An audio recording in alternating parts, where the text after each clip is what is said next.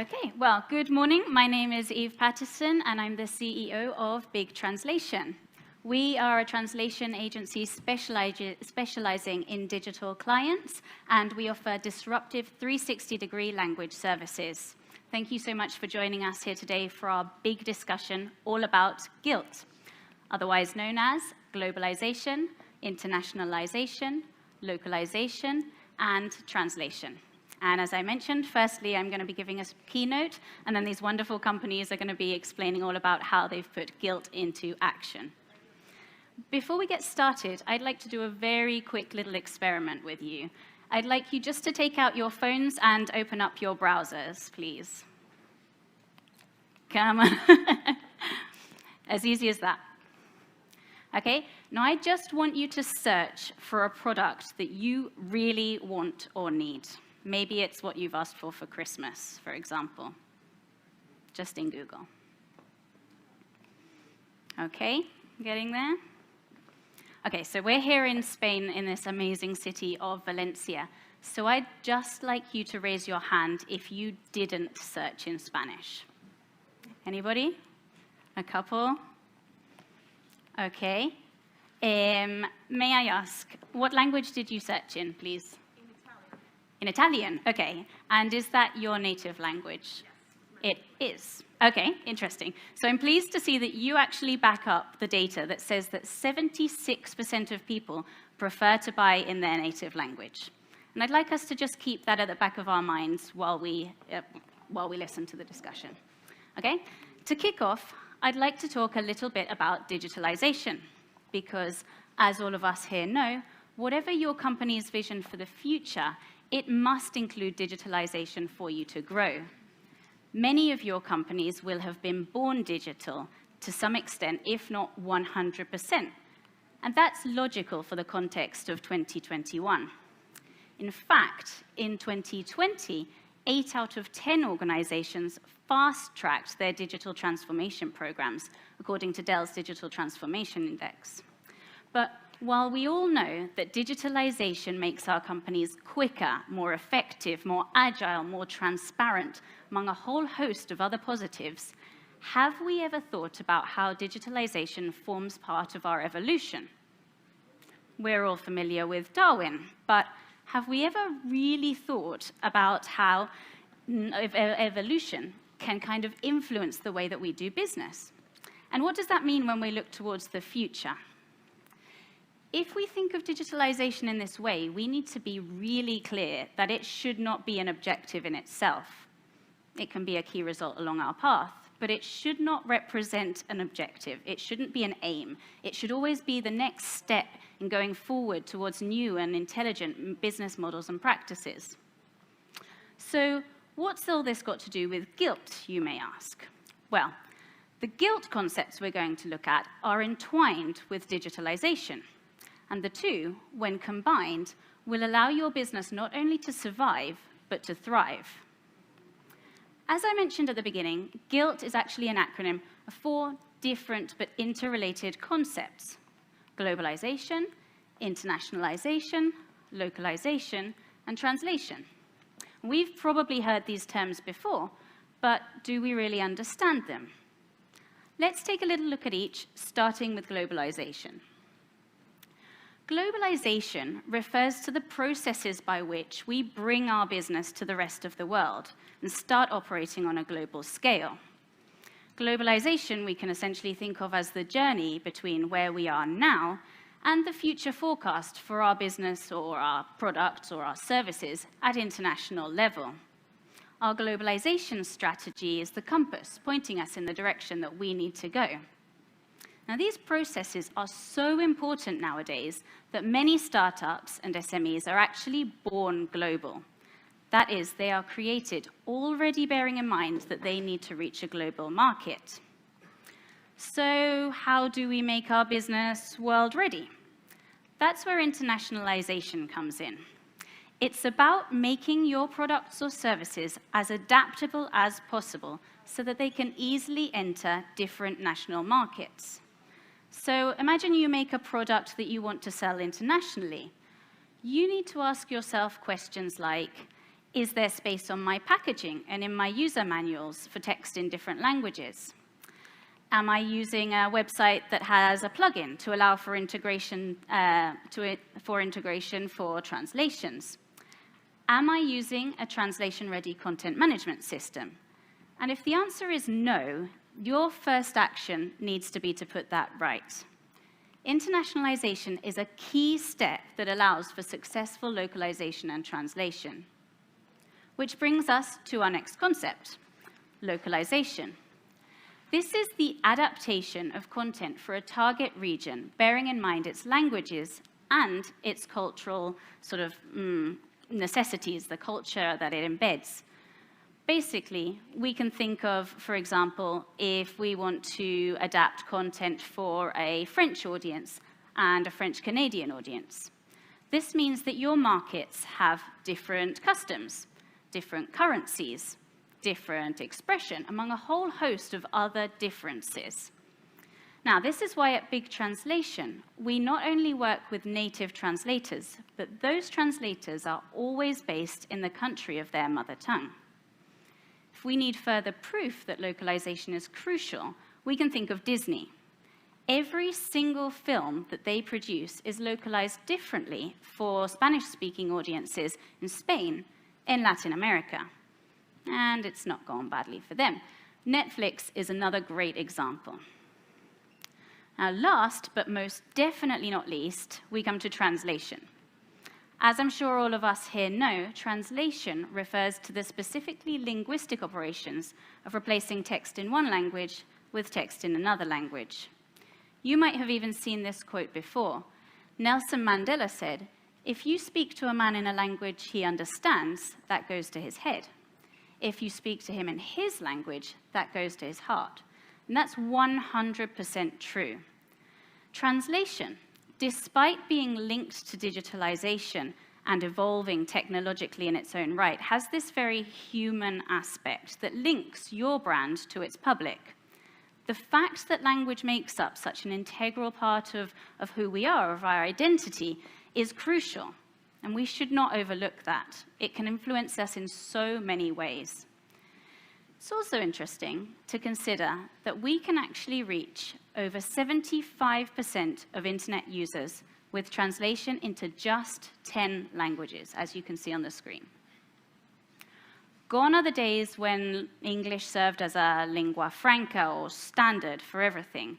Nowadays, personalization is key, and it's actually very doable. Now, from experience, I would argue that translation should actually be the central pillar, the axis around which all of the rest of the process of globalization, internationalization, and localization should revolve. If we go back to our concept of evolution, translation is actually the concept which has been around the longest. And in fact, the whole guilt process has been built upon translation, putting it to new and modern uses facilitated by digitalization. In fact, I would say you're either using translation to interpret data or trends from other markets, you're preparing multilingual content, you're preparing products, or you're using translations to communicate with and to connect with different markets around the globe selling your product or service. Thanks to the internet, you've got a global audience ready and waiting. Just think back to the experiment we did at the beginning. People tend to connect with and look for new ideas and new products in their own language. In fact, 40% of people will not buy something if the website is not in their language. The great news is, thanks to digitalization, there's also been a democratization of these guilt processes. And this means that many more organizations can now access and benefit from services that were previously only available to organizations with substantially larger budgets. And 3 great examples of this that you're really going to want to take on board are, firstly, computer-aided translation technologies, CAT tools. Now, these are fantastic because they save you money, they save you time, and they ensure quality. And crucially, these are not automatic translation tools, which could have their place, but it's certainly not taking your brand global. No, The use of these by language service providers allows you to only invest in what you really need to translate, and so ensures the very best return on investment when you launch a product or service in a new market. Essentially, they're tools that store and reuse language information in a way that benefits your company. Secondly, integrations. We need to consider the wide range of integration options available nowadays in the translation sector. These are highly advantageous for your company because your tech team can find the option that best suits them and avoid spending time on manual and time-consuming processes. Now, these integration options range from plugins for WordPress, for example, such as WPML, to customized translation APIs. And thirdly, digital platforms.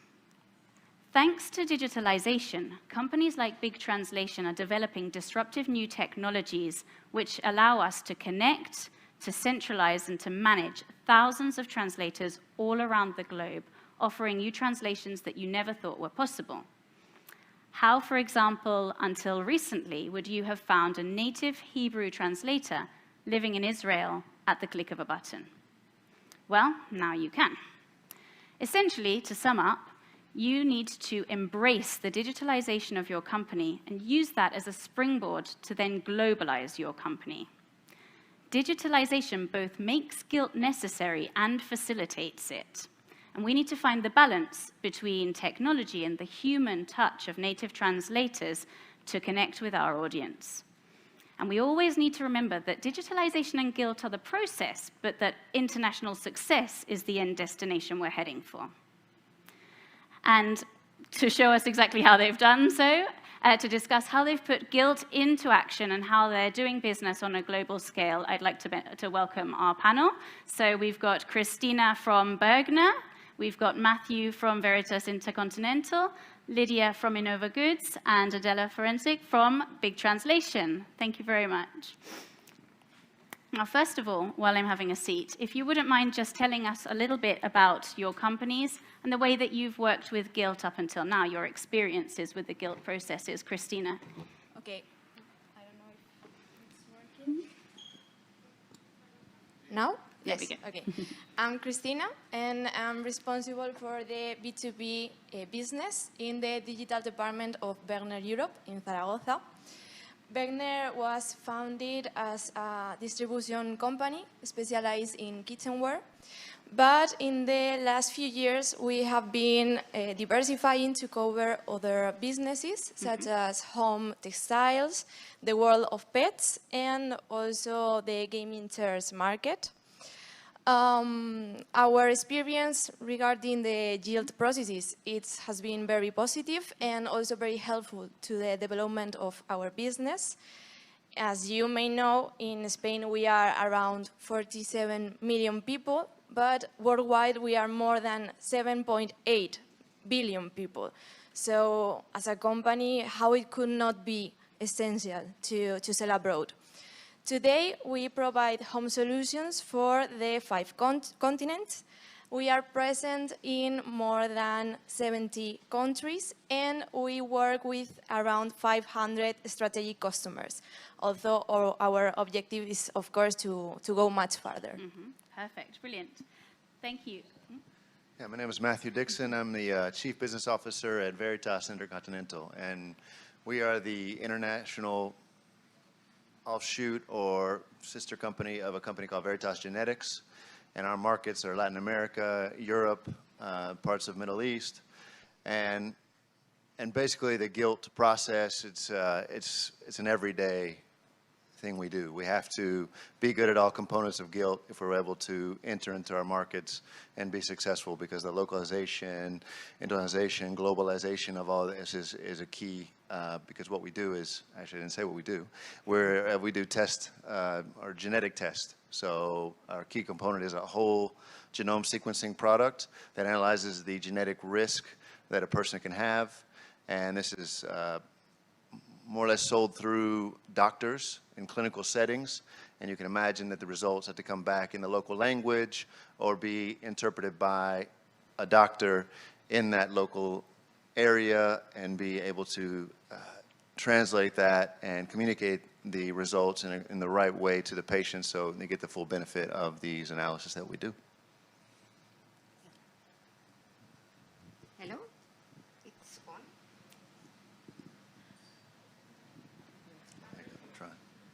Okay.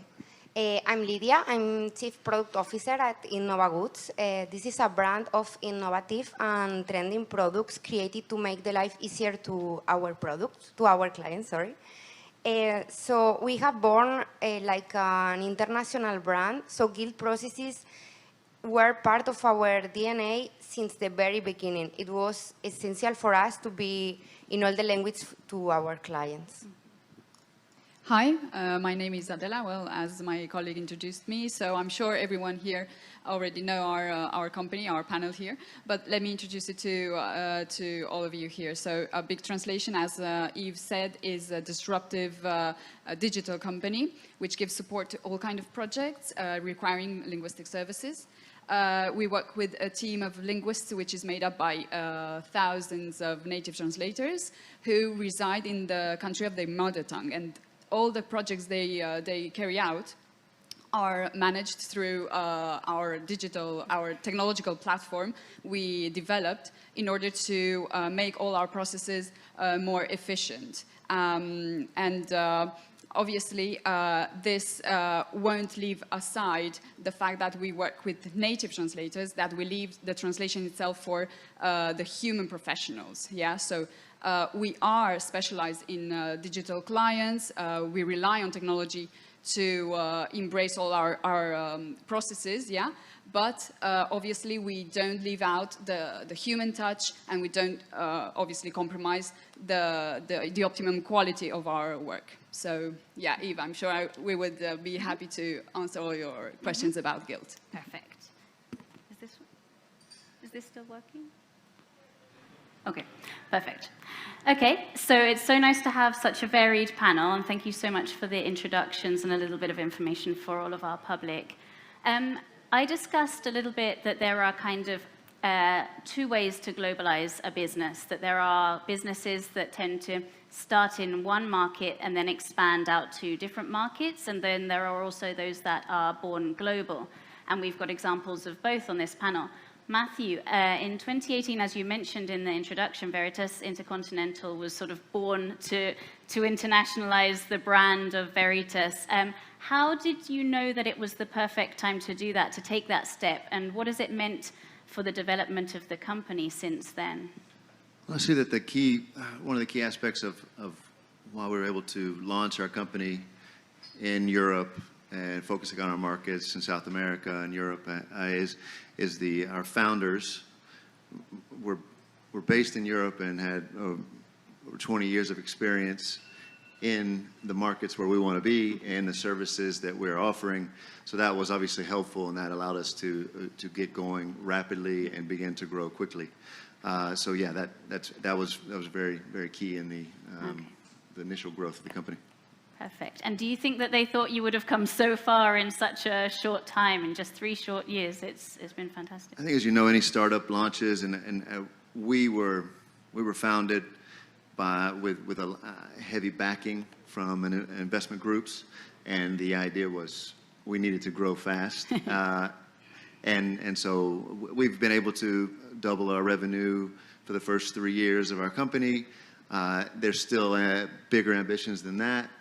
But personally, I'm very, very happy, and because what we've overcome in the first 3 years of the company, we saw a lot more challenges than I think was expected, which is always the case.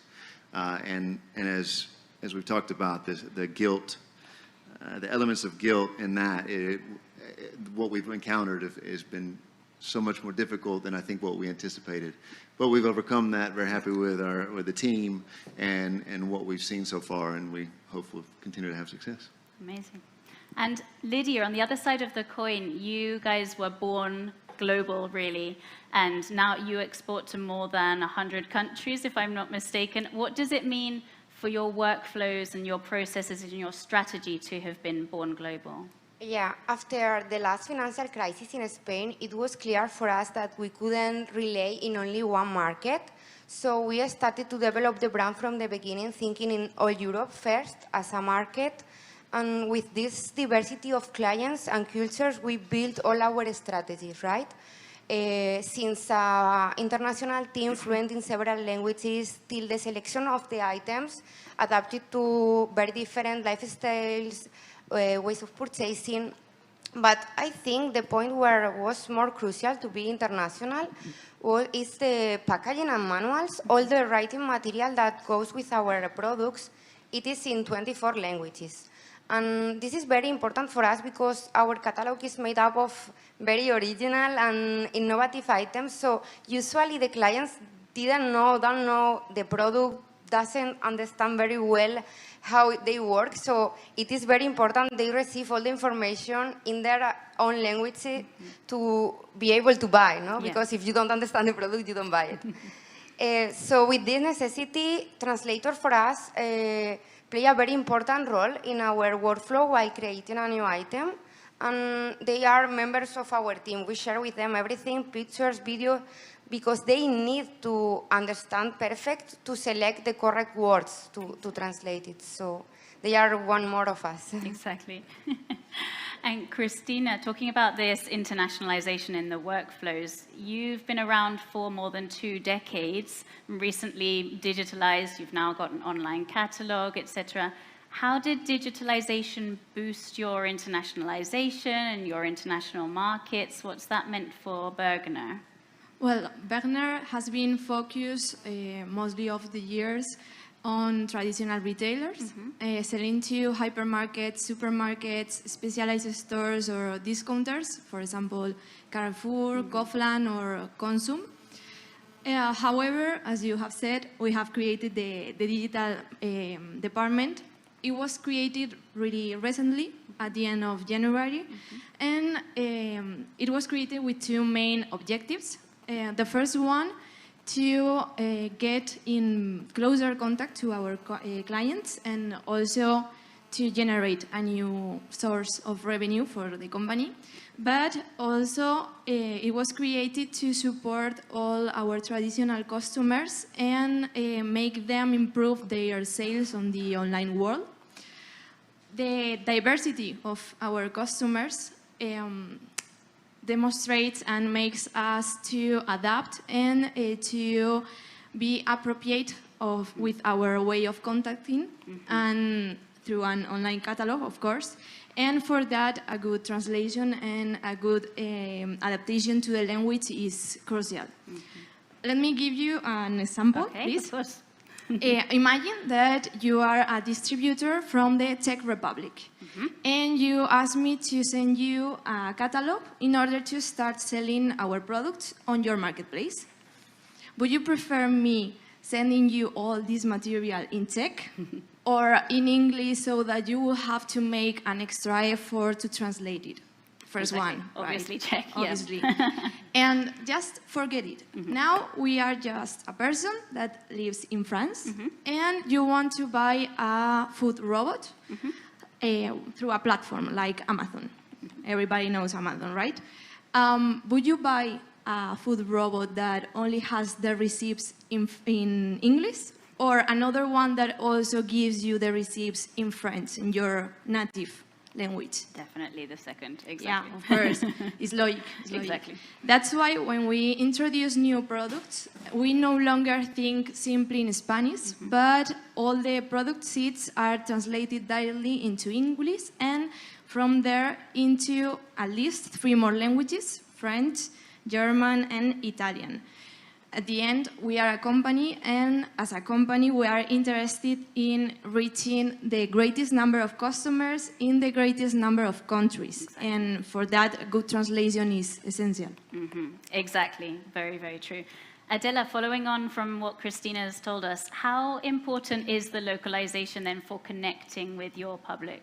Well, at this point, I would like to go back to the Mandela's quote you mentioned earlier in your keynote, Eve. Well, in order to reach our clients' hearts, I think it is crucial to think that localization is very important to understand our clients, to understand their cultures. And obviously, what a company would want is to put the client first and to break all the barriers that they can in order to gain also their trust, right?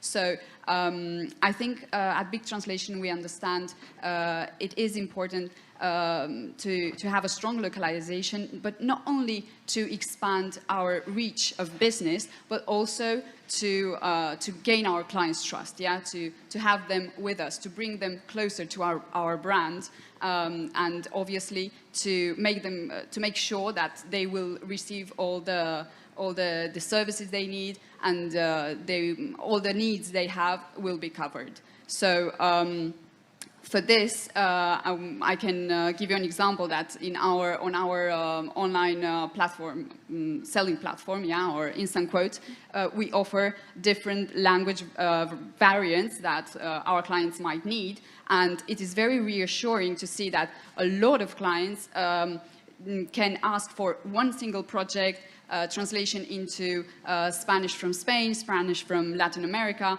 French from France, French from Canada, Portuguese from Portugal, Portuguese from Brazil. So it is clear that they truly understand the importance of all this matter.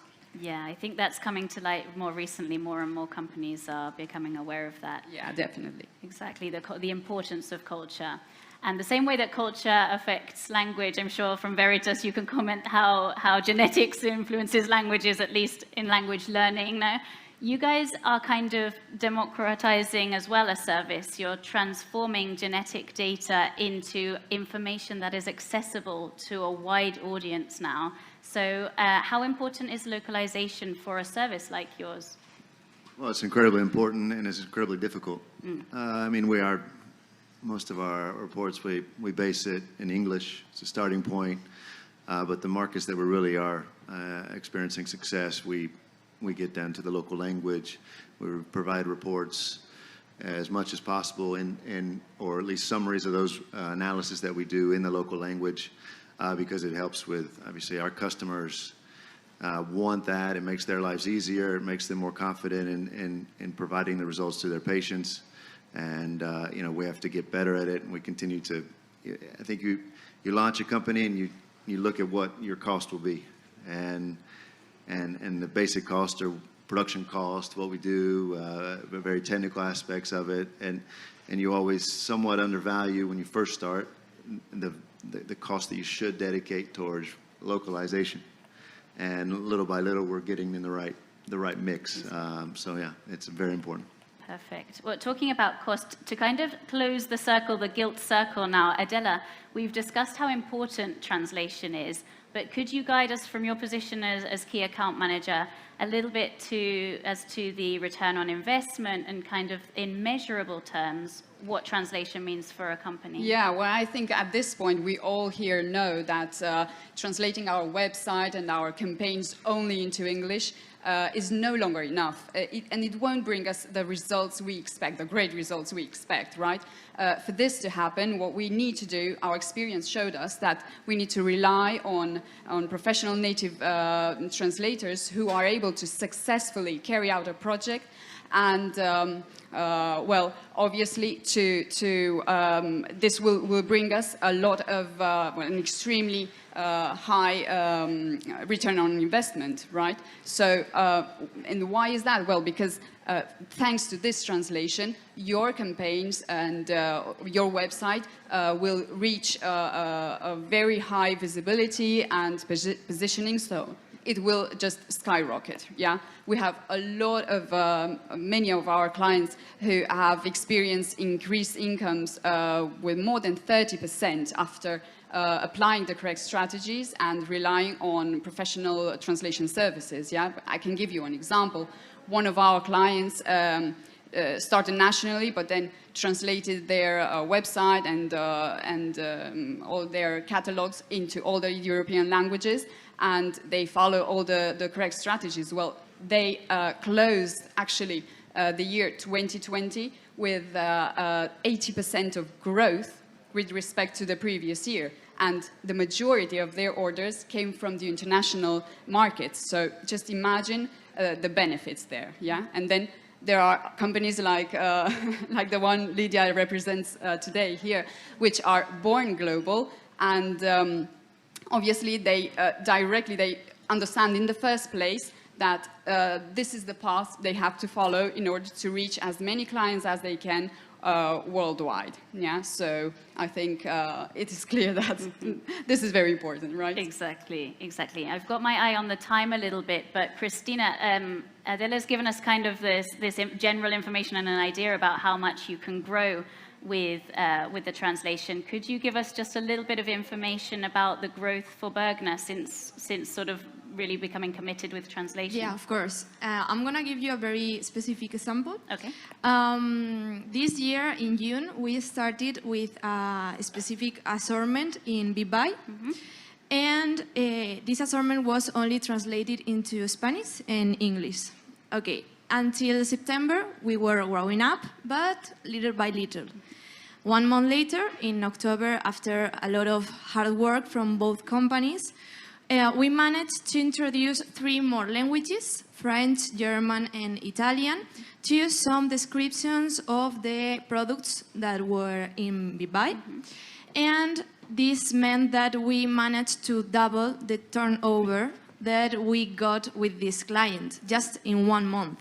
So I think there is no clearer example to show how a good translation and a good adaptation to the linguistics can help us. Exactly. And likewise, Lydia, just to close out, for Innova Goods, what does it mean to be in so many different markets? Yeah, as we have spoken, we were born international, so now we export to more than 130 countries. We sell mainly in Europe, but we are all around the world. Already we sell to countries like Australia, Kuwait, or Seychelles. And more than 70% of our sales are out of Spain, so international markets are crucial for us. And if I have the time, I have an example of what Adela was talking about, the importance of localization. We have some new clients also in South America. So we had this first order with a client in Mexico, and we didn't have translators for this order because we share the same language, no, Spanish. So when while we were selecting the items, the client told us, okay, I don't understand that. We need to adapt namings and descriptions because if not, my clients didn't understand what they are buying. So, for example, we had these phone holders that for us it was called soportes de teléfono, but for them it was soportes de celular. That was something similar to the difference between cell phone and mobile for English speakers. And another example, quick, we have a snack bowl that for us is bowl para aperitivos. But for them, it was bowl para piqueo. Piqueo doesn't exist for Spanish speakers. So we learn a lot, and we realize we need native speakers that not only know the language, but also know how the products are marketed there. It was crucial for us, and yeah. Exactly. Thank you so much, Lydia. If you'll allow us just 1 second, before we wanted to go, I wanted to ask you all if you'd be brave enough to give us just a headline, just a 1 sentence for what guilt means, either for your companies or in general, looking towards the future. I don't know if Christina, would you be brave enough? I would say that guilt is the key to keep your business competitive in the present in order to excel in the future. Perfect. Thank you. Same. I think it's fundamental elements of a company, and if you're not doing all aspects, you're gonna have trouble. Exactly. For us, I think we can say yield is the key of success to connect with our clients all around the world. And I would say, like a small note, is your company guilty? Like G-I-L-T-Y? Because it should be. So yeah, thank you so much. Thank you so much to our wonderful panel. It really has been a pleasure to be joined by you guys and to work with you guys on the whole. And thank you very much for